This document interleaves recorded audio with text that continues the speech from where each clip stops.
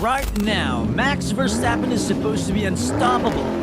You can say that at the moment, he's the best in the world. He wins races like it's scripted, destroys competition, and turns world champions into background extras. In fact, across the last 4 seasons between 2021 and 2024, Max Verstappen has won 53 of 90 races. That's a ridiculous win rate of 59%. It's all well that ends well for Max Verstappen, who's sliding his way out of the final corner. Congratulations. Awesome drive. Amazing Sunday, guys. The reality is, if Max Verstappen is racing, everyone else is fighting for second. But, as you know, all eras end. And that leads us to the real question. How do you be the best driver on the planet? Is it the engine, the tactics, the mind games? The answer is not what you think. Chapter 1. The Formula for the Impossible. Let's be honest about why Max Verstappen is so hard to beat in the first place. Here's the thing, we all know this. Max is not just a great driver. At the moment, he's the final boss of Formula 1. It's not just the fact that he's fast, because every F1 driver is fast. It's not even just that he's consistent, although he rarely puts a tire wrong. No, the real reason Max is almost impossible to beat is because everything around him is perfectly built for one thing, his dominance. Let's break it down. Firstly, his race engineer is Gianpiero Lambiase, or GP, who has been with Max for nearly a decade. And in case you didn't know, before Gianpiero joined Red Bull, Gianpiero worked for Di Resta for 3 years, and then Sergio Perez in 2014. But even before that, he spent 10 years with Jordan/Force India, including 3 years as race engineer for Paul Di Resta. So when it comes to knowledge and synchronicity with race drivers, Max has the best. These two read each other's minds. GP is the man in Verstappen's ears. He knows when to push Max, when to calm him down, and when to just stay silent. That's rare, but that's what makes them one of the deadliest duos in Formula 1. But even before Gianpiero, the RB models Max drives are engineered by Adrian Newey himself, who is arguably the greatest car designer in the history of the sport. Every inch of that Red Bull car is molded around Max's aggressive, precise driving style. And finally, when it comes to the strategy to help Red Bull win, everything has been designed for only Max. No matter how hard Perez tries, he's often sent out to block other cars, slow the pack, or pit early just to give Max clean air. It's not 2 drivers and 1 team, it's Max plus everyone else. In essence, every other driver is not racing against Verstappen. You're racing against Verstappen plus Red Bull plus GP plus Newey plus a near-perfect pit crew. But that's not all, because there's still one more part that breaks most challengers. Here's the thing, Max is a really good driver who would do anything and everything to win. Once he smells any form of weakness in you, it's over. He builds a gap, manages his tires, stays one step ahead of any undercut or overcut, and worst of all, he makes it look easy. But despite all that, Max Verstappen is not unbeatable. He's just harder to beat than anyone else in modern racing. However, to actually beat him, you need more than just talent. You need more than just a fast car, and even then, you might only beat him by half a second.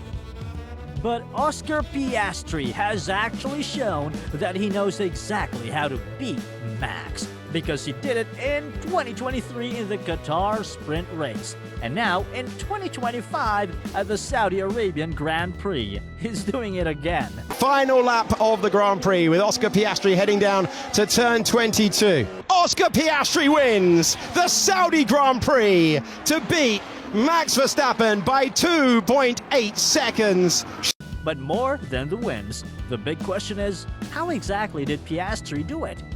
The answer to this question is where the story really begins. Because if you want to beat Max Verstappen, you need to do this in a near-perfect way. Chapter 2. When Max got maxed. Max Verstappen has made a habit of squeezing people off the track at turn 1. Once he undercuts you, forget it. But if you're ahead of him, you better make it stick, because if you leave the door half open, he'll slam it shut and it's over. But in Saudi Arabia this year, it didn't work out for him because someone had figured him out. In that race, Max started on pole, as usual. That's where he lives, and most times when the light goes out, he stays there. Clean launch, clean air, race over. But this time, Oscar Piastri had other plans. He nailed the start, got wheel to wheel instantly, and by the time they reached turn 1, he had the inside line and a nose in front. Normally, this is where Max gets aggressive. He swings wide, cuts across, and dares you to back down. But Piastri didn't. He held his ground, stayed committed, and when Max ran out of space and options, what did he do? He simply cut across turn 2 completely and came out ahead. For a moment, it felt like every other Max moment where he takes the lead. Clean air. See you later. But not this time, because after the race, there was a thorough review of the footage by the stewards, and just when Max thought he'd won that race, they hit him with a 5-second penalty because, by the rulebook, Piastri owned that corner. Max left the track and gained a lasting advantage. Simple as that. But do you know what makes this even crazier? On this particular day, there was no rain, no crash, no pit stop gamble, just a clean strategic moment where someone beat Max at his own game. And Max didn't say a word, or to put it correctly, he couldn't say a word. Not during the race, not after, not even in the press conference. Maybe it was the new FIA rules. Maybe it was damage control, or maybe for once, he had nothing to say. I guess we'll never know. But what we do know is that for all the dominance, or all the usual Max magic, Oscar Piastri just took it from him. And instead of a total of 25 points, he now sits just 2 points behind Lando Norris in third. Now, the question is, how did it happen?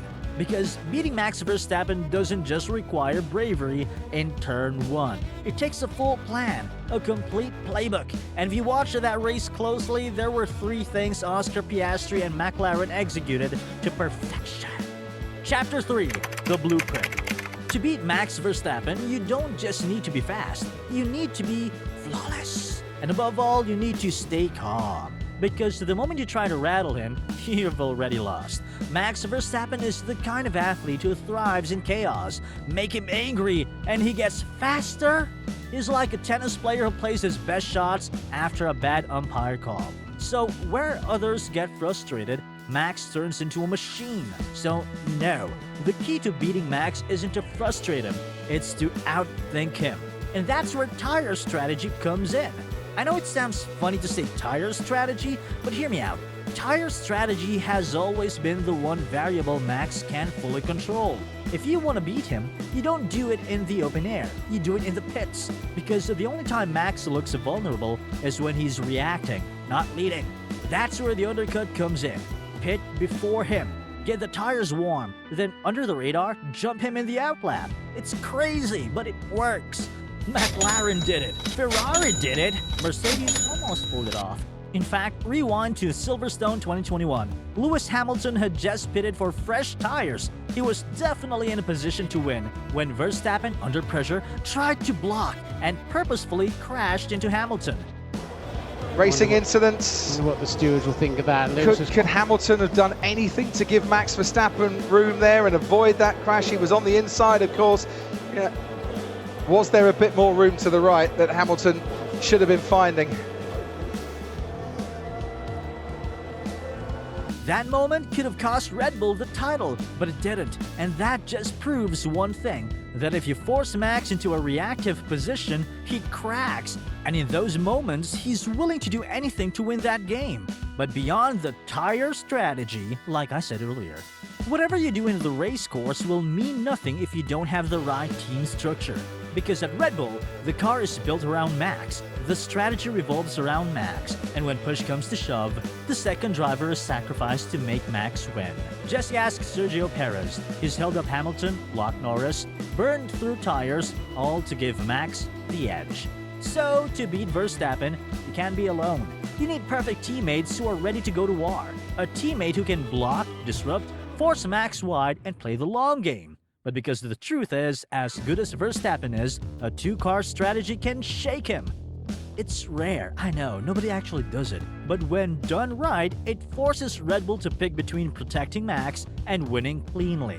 Oscar Piastri had Lando, Charles Leclerc had Carlos, Lewis had Bottas. Even when they didn't win, they made Verstappen work harder than he wanted. And yet, even with perfect tires, perfect pace, and the perfect teammate, sometimes it still won't be enough.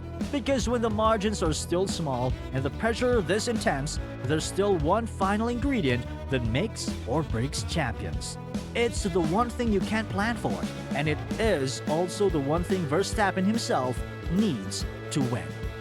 Chapter 4: Luck and Legacy. Here's the harsh truth of Formula 1. Sometimes even the perfect plan needs a bit of luck. You can have the fastest car, the sharpest tire strategy, the most tactical teammate, but a rogue safety car, a mechanical failure, a 0.1 second delay in the pit lane, it changes everything. And Max Verstappen knows that better than anyone. He's built his career on consistency and domination, but even his greatest wins came with moments where luck tilted in his favor. Just take the Abu Dhabi 2021 for example. It's one Max will always remember forever. Hamilton was leading and on course to claim a record 8 World Crown before Verstappen overtook him on the final lap after an incorrect handling of the safety car restart procedure by then race director Michael Masi. In a highly controversial finale, which the FIA later said was the result of human error, Verstappen, far enough back, he's going to make the lunge down the inside. Hamilton sees him coming. It's a late lunge by Verstappen, who takes the lead of the race.